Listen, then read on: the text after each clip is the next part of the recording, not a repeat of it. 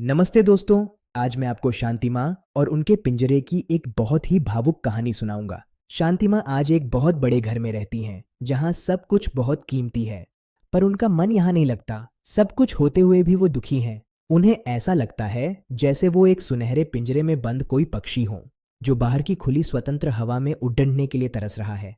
लेकिन हमेशा ऐसा नहीं था। 10 साल पहले शांति माँ और पिताजी एक छोटी सी गली में रहते थे।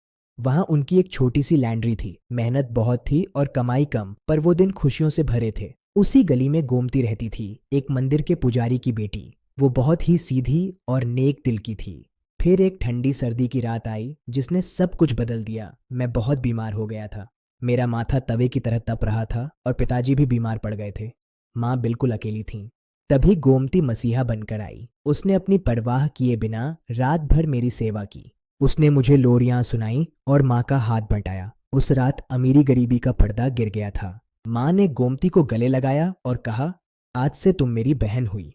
वो रिश्ता दिल का था।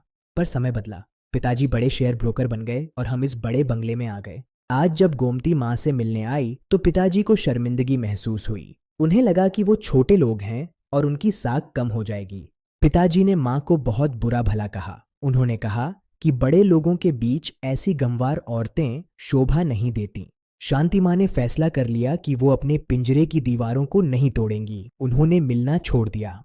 वो समझ गईं कि वो अब एक बंदिनी है। कीमती पिंजरा भी आखिर पिंजरा ही होता है। शिक्षा यह है दोस्तों कि सच्ची दोस्ती और प्यार से बढ़कर दुनिया में कोई दौलत नहीं होती।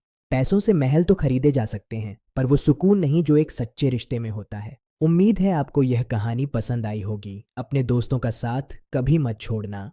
यह कहानी हमें याद दिलाती है कि हमारी असल पहचान हमारे संस्कारों से होती है, पैसों से नहीं।